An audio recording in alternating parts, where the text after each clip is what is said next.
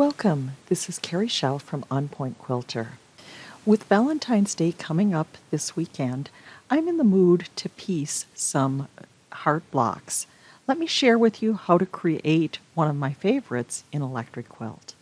In Electric Quilt, I'm going to select New Project and label this one Valentine and select OK.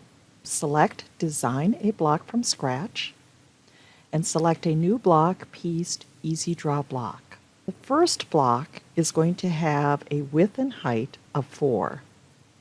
And I want to snap every ½ inch, so I'm going to multiply that times 2 and change the snaps to 8 by 8.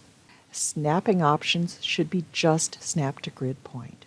Select the grid tool and change the number of columns and rows to 2 by 2 and drag a grid from the upper left corner to the lower right corner. Select the line tool and draw ½ inch triangles in the top, and we're going to want 4 of them. These triangles could be pieced with 1-inch squares using a folded corner construction technique. Then I'm going to draw larger half-square triangles in the lower section of the heart. Select the Color tab and let's add some new fabrics. Select Open Library and I'm going to go to one of my stash collections. I'm going to select the 2020 Download 2. Now this is a purchased collection from Electric Quilt. Feel free to use any collection of your choice. I'm going to select the Riley Blake New Dawn collection and then select all fabrics, add to sketchbook, and close.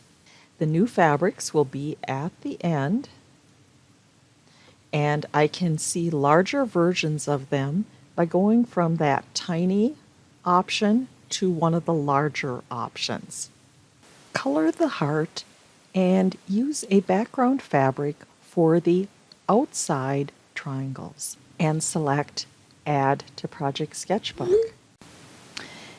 If you would like to see the quilt that I used that incorporates this block, check out my related blog post at onpointquilter.com.